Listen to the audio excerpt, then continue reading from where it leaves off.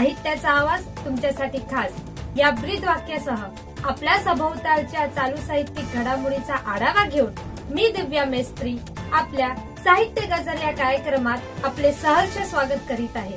चला तर मग बघूया ठराविक महत्त्वाच्या साहित्यिक घडामोडी। पल्प प्रकाशन संस्था प्रकाशित आणि कवी मान्य श्री प्रकाश बारी संपादित रूपवंती लावणी संग्रह 2026 चा आशादीप उत्कृष्ट संपादन राज्यस्तरीय बी.जी. जोंधळे पुरस्कार जाहीर। कल्याण पल्प साहित्य परिवारातर्फे व्हॅलेंटाईन डे निमित्त व्हिडिओ काव्य गीत सादरीकरण स्पर्धा उत्साहात संपन्न।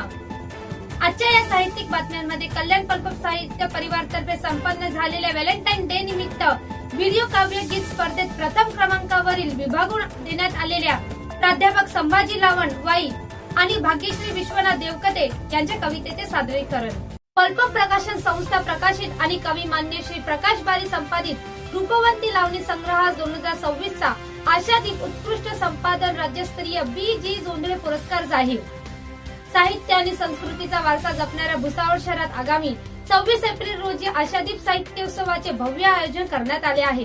शहरातील ज्येष्ठ साहित्यिक डी.एस. घोडेस्वार यांच्या 5व्या स्मृती दिनाचे औचित्य साधून त्यांच्या स्मृतीप्रित्यर्थ या महोत्सवाचे आयोजन करण्यात आले असून यात राज्यातील निवडक 30 कथा, कविता, कादंबरी, आत्मचरित्र, समीक्षा, संपादन अशा वेगवेगळ्या प्रकारातील साहित्य कृतींना राज्यस्तरीय पुरस्कारांनी गौरवण्यात येणार आहे।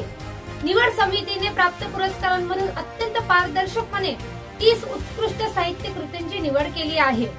त्यातच संपादन प्रकारात पल्प प्रकाशन संस्था अहमदाबाद प्रकाशित आणि लेखक कवी मान्य श्री प्रकाश बारी संपादित रूपवंती लावणी संग्रहाची 2026 चा आशादीप उत्कृष्ट संपादन राज्यस्तरीय बी.जी. जोंधळे पुरस्कारसाठी निवड करण्यात आली आहे। सदर लावणी संग्रह हा अत्यंत अनोखा असून त्यात 12 कवी कवयित्रींच्या प्रगल्भ अशा लावण्यांनी त्याची साहित्य जगताच पुरस्कारापर्यंत पोहोचण्या इतपत मजल गाठली आहे। तसेच प्रातिनिधिक प्रकारात विरळा असा हा लावणी संग्रह असून त्याचे सर्व साहित्य स्तरातून कौतुक होत असतानाच अशा प्रकारचा मानाचा राज्यस्तरीय पुरस्कार जाहीर झाल्याचे दुग्ध शर्करा योग जुळून आल्याने प्रकाशन संस्था, संपादक तसेच सर्व कवी कवयित्रींवर साहित्य क्षेत्रातून अभिनंदनाचा वर्षाव होत आहे। निवड समितीने अत्यंत पारदर्शकपणे निवड करीत पुरस्कार जाहीर केल्याने संपूर्ण पल्प परिवार, आशादीप साहित्य संस्था आणि त्याचे आयोजक श्रीमती प्रज्ञा बागुल यांच्या आभार प्रगट करीत त्यांच्या ऋणात राहू इच्छितो। आयोजक श्रीमती प्रज्ञा बागुल यांनी माहिती दिली की पुरस्कारासाठी आलेल्या सर्व साहित्य कृती अत्यंत अशा उच्च दर्जाच्या होत्या। निवड समितीने दिलेल्या निकषानुसार काही महत्त्वाच्या पुरस्काराची घोषणा करण्यात आली। त्यात दया पवार स्मृती उत्कृष्ट आत्मचरित्र पुरस्कार, बी.जी. जोंधळे उत्कृष्ट संपादन पुरस्कार, या ग जाधव उत्कृष्ट समीक्षा ग्रंथ पुरस्कार, याशिवाय आशादीप राज्यस्तरीय उत्कृष्ट कथा आणि कविता संग्रह पुरस्काराचा समावेश आहे।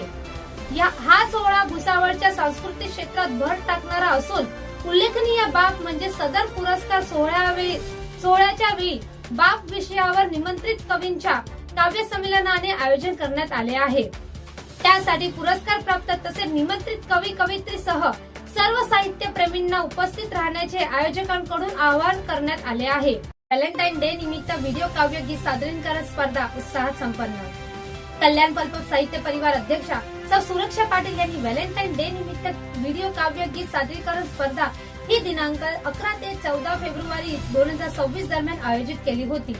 स्पर्धेसाठी संपूर्ण महाराष्ट्रातून 25 कवी कवयित्रींनी प्रेम, आदर, व्हॅलेंटाईन डे अशा वेगवेगळ्या विषयांवर स्वरचित अशा कवितांचे सुंदर व्हिडिओ सादरीकरण करून व्हॅलेंटाईन सप्ताह खऱ्या अर्थाने प्रेममय करून टाकला। तसेच प्रत्येक सहभागी कवी कवयित्रींचे व्हिडिओ एकत्रितपणे पल्पच्या युट्यूब चॅनलवर पल्पच्या सर्वेसर्वा सौ लीनाताईंनी प्रचारित करून ते सर्वांसाठी उपलब्ध केले। त्यामुळे या स्पर्धेला आणखीनच रंगत आली। त्यातच सहभागी कवी कवयित्रींमध्ये तरुण सह वयस्कर कवी कवयित्री सहभागी असूनही सर्वांच्याच कवितांवरून सर्वच कवी कवयित्री हे तरुण आणि तितकेच प्रेम रसिक असल्याचे जाणवत होते। तसेच काही सहभागींनी तर गेय रूपात सादरीकरण करून स्पर्धेचा एक प्रकारे उच्चांकच गाठला। जणू वयस्क तसेच नवतरुण कवी कवयित्रींमध्ये स्पर्धा चालू असल्याचे जाणवत होते, पण कुठेही प्रत्येकाच्या ठिकाणी वयाची जाणीव जाणवत नव्हती। प्रेमाचा विषय असल्याने प्रत्येक कवितेला युट्यूबवर भरून भरभरून लाईक्स आणि छान छान कमेंट्सही मिळाले. आलेल्या सर्व व्हिडिओ कविता सादरीकरणाचे पालकर पल्पक साहित्य परिवाराचे अध्यक्ष श्री सुहास राऊत सरांनी विविध निष्कावर आधारित योग्य असे परीक्षण केले. त्यांनी निकाल देताना आश्चर्य व्यक्त करीत सांगितले की आलेले सर्वच व्हिडिओ हे क्रमांकामध्ये बसणारे आहेत, परंतु स्पर्धा म्हटले की त्यातही निवडक काढावे लागणार, म्हणून परीक्षकाची खरी कसरत होते असा स्वानुभव त्यांनी व्यक्त करत सर्व सहभागीमधून अगदीच नगण्य अशा फरकाचे सादरीकरण असल्याने बरेच क्रमांक विभागून देण्यात आले. त्यामुळे अशा या अटीतटीच्या स्पर्धेचा निकाल हा खालीलप्रमाणे जाहीर करण्यात आला. पल्पक प्रकाशन आयोजित स्वरचित व्हिडिओ प्रेम कविता स्पर्धा विजेते पुढील प्रमाणे. प्रथम क्रमांक विभागून प्राध्यापक संभाजी लावण वाई, भाग्यश्री विश्वनाथ देवकते. द्वितीय क्रमांक विभागून सुरेश शिंगटे वाई, अरुण व्ही देशपांडे पुणे. तृतीय क्रमांक श्रीमती कल्पना दिलीप मापुसकर मीरा रोड मुंबई. चौथा क्रमांक अर्चना नानाजी पाटील सटाणा. पाचवा क्रमांक शिल्पा पवार अमरावती. उत्तेजनार्थ पहिला निलिमा मकरंद बोकील, दुसरा प्रभाकर सोमकुवर नागपूर, तिसरा वंश काळे नागपूर आणि तिसरा विभागून आहे सतीश नारायण शिंदे. सर्व स्पर्धक तसेच सहभागी कवी कवित्रींना ई सन्मानपत्र देऊन गौरवण्यात आले. तसेच पल्पकच्या साहित्य गजल या न्यूज चॅनलवर प्रत्येक रविवारच्या एपिसोड मध्ये स्पर्धा विजेता सर्वच कवी कवित्रींच्या कवितांचे सादरीकरण केले जाणार आहे. तसेच सहभागी तसेच विजेता स्पर्धकांचे पल्पकच्या सर्वेसर्वा सौ लीनाताईंनी कौतुक करून त्यांचे अभिनंदन केले आणि सर्वांना पुढील साहित्यिक वाटचालीसाठी अगणित शुभेच्छा व्यक्त केल्या. सर्व सहभागीकडून असे उपक्रम नियमितपणे घेण्यात यावे अशी मागणी आली असता सौ लीनाताईंनी सांगितले की आपण नेहमीच असे वेगवेगळे उपक्रम राबवत असतो आणि त्या सर्वांना आपण सर्वांचा असा भरभरून प्रतिसाद मिळत असतो. आजच्या या साहित्यिक बातम्यांमध्ये प्रथम क्रमांकावरील विभागून देण्यात येणाऱ्या 2 कविता आपण ऐकणार आहोत. नमस्कार माझ्या मराठीच्या रसिक प्रेक्षकांनो, आजच्या दिनाचे औचित्य साधून मी प्राध्यापक संभाजी लावण वाई आपणापुढे एक प्रेम कविता सादर करतो. प्रेम ही एक अनादी सिद्ध अशी संकल्पना आहे. प्रेम अक्षय आणि चिरंजीव आहे. ज्या ज्या लोकांच्या वाट्याला प्रेम ही शक्ती लाभली त्या माणसाची प्रतिभा बहरत गेली. नायक आणि नायिका, प्रियकर आणि प्रियशी यांच्या सभोवती ही एक प्रेम संकल्पना फिरत असते. प्रेमाचे वेगवेगळे अर्थ आहेत. आई, वडील, मुलगा, आई, मुलगी, परमपूज्य पिताजी या प्रेमाचे वेगवेगळे तराणे आहेत. परंतु आजची जी प्रेम कविता मी तुमच्यापुढे सादर करणार आहे ती कविता ही नायक आणि नायिकांची आहे. असंही होऊ शकतं, नायक आणि नायिका पूर्वायुष्यात एकत्र येतात परंतु उत्तरार्धामध्ये ती एकत्र येऊ शकत नाहीत. त्यांचे वेगवेगळे विवाह होतात आणि हा एक नशिबाचा भाग असतो. नशीब बनवता येत नाही. ते अनादी सिद्ध प्रेमासारखंच आहे. तर या कवितेतील नायिका नायकाला समजून सांगते, माझी लाली या वाटाची देऊ कशी मी सांग. या कविता ही ओळ जरी शृंगारिक असली तरी ती खालच्या पातळीवरची नाही. ती म्हणते की मी आता परकेची झालेली आहे, मी तुझ्याजवळ येऊ शकत नाही. म्हणजे हा मुद्दा तिथे क्लिअर करते आणि पूर्वायुष्यातील आठवणींना ती उजाळा देते. कविता सादर करतो. प्रेम कविता. बाई खेळण्यात रंग कशी जाहले मी दंग. बाई खेळण्यात रंग कशी जाहले मी दंग. हलक्याच पावलांनी ओहो हो हलक्याच पावलांनी आला कसा कुठून. पाहता समोर जाय माझी पापणी मिटून. हसतो मनात कान्हा हसतो मनात काना हलवून अंग अंग. बाई खेळण्यात रंग कशी जाहले मी दंग. बाई खेळण्यात रंग कशी जाहले मी दंग.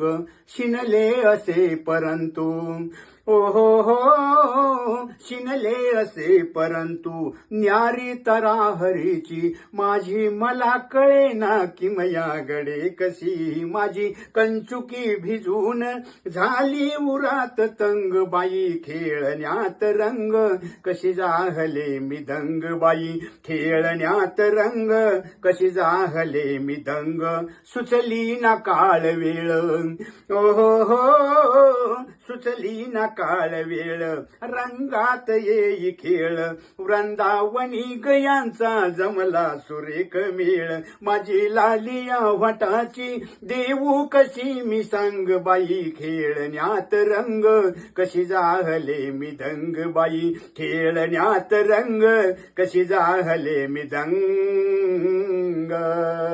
नमस्कार मित्रांनो. नमस्कार. मी भाग्यश्री देवभूते बाचके, उमरगा धाराशिव येथून व्हॅलेंटाईन डे निमित्त माझी एक स्वरचित कविता आपणा सर्वांसमोर सादर करते. कवितेचं शीर्षक आहे प्रेम. प्रेम फक्त वाटणं नसतं, प्रेम फक्त वाटणं नसतं, कधी कधी स्वतःला विसरून दुसऱ्याचं जग जपणं असतं. प्रेम फक्त सुवास नाही, प्रेम फक्त सुवास नाही, स्वतः निशिगंध रातराणी मोगरा बनून दुसऱ्याचं आयुष्य दरवळणं असतं. प्रेम फक्त सहवास नसतं, प्रेम फक्त सहवास नसतं, विनास्पर्शता एकमेकांचं पावित्र्य जपण्याचा अट्टहास असतं. प्रेम फक्त बोलणं नसतं, प्रेम फक्त बोलणं नसतं, अबोल शब्दांच्या मुक्या गाभाऱ्यातून नुसतंच त्याला बघणं असतं. अबोल शब्दांच्या मुक्या गाभाऱ्यातून नुसतंच त्याला बघणं असतं.